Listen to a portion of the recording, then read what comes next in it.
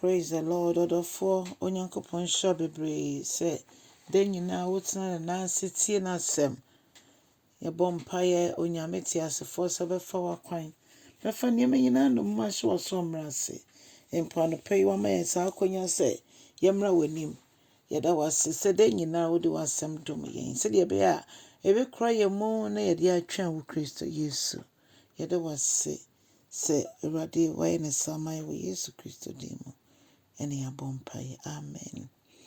Odofo nanso ye befa ya kinkan sama wo medikai. Eti dumienu chichemeduonu ba konkosi eduonu enum. Odofo menti Awurade asem. Onyankopon kasa kyerɛ Samuel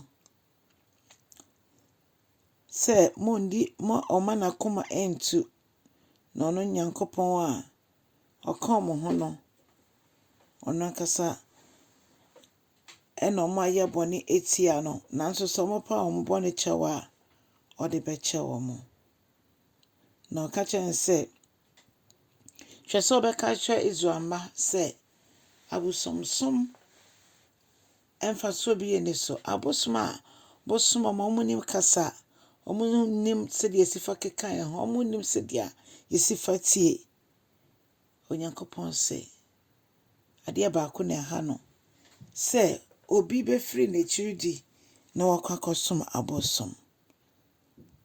Awurade ma ne nsa so na ne ma ye boni din eto ye ho so no na se Onyankopon enya maaye ana Yesu Kristo enya maaye ye betena no kuremu ama Awurade.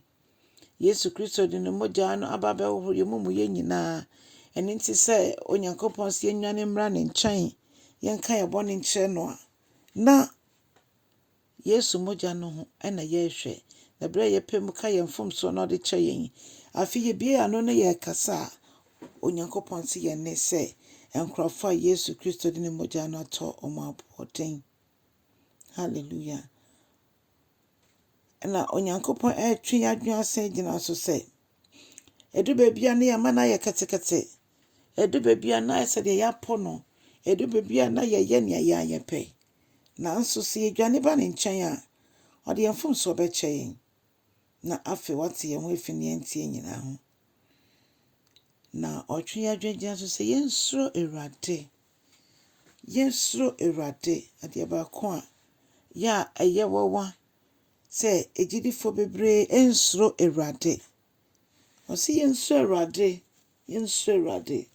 se yensuro Awurade a ene ye benya nyansa fiti ase ene nyamesuro enti se yesuro Awurade a ye benya ne munyansa ai de bebo ye mbra ade ahye no nkasa ne din konkro ne onyam enana dufan ebra ye dwene Lent yi hu na ene due yi ye Lent da ɛtɔso miɛnsa no ye bompa ye se Onyankopon onda ne ho adi onfa nkyerɛ yen wo Lent bre yi mo yefomso die biara ye bia no Awurade mfa nkyerɛ yen na onte ye ho mfini antie nyina ho Onyankopon mo yen na yentimi nante wo kronkron ye mo ebra ye twen n'anim Onyame tumfo ye mpai boni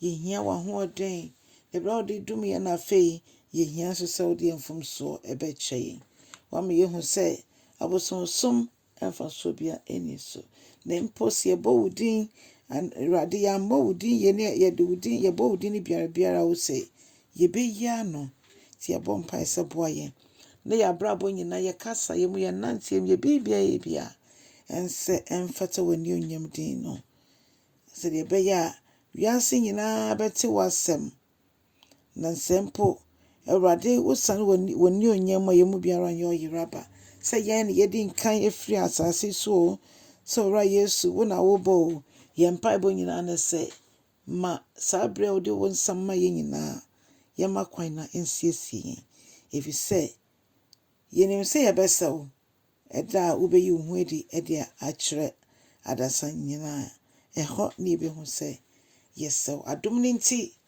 ya besaw adom ni nti mogya no eyiyi ye ho fi nyinara Onyankopon dom boyen Onyankopon ɛnhyɛ ne ho anuonyam ɛberɛ yɛaka yɛn mfom so akyerɛ ni no de yɛnim ɛwɔ yɛabrabɔ nyinaa mu ɛfa kyerɛ Yesu Kristo din kronkron anuonyam. Yɛda wase Nyankopɔn so wɔyɛ ne saa ma yɛn ɛwɔ Jesus Christ din mu. Ɔdɔfoɔ kyɛ asɛm no wae ma foforo so nya asɛm no bi ntie. Don't subscribe nso a na wayɛ ne saa. Wa subscribe nso a Nyame nhyira wo bebree. Nyame nhyira wo na so aba. Amen.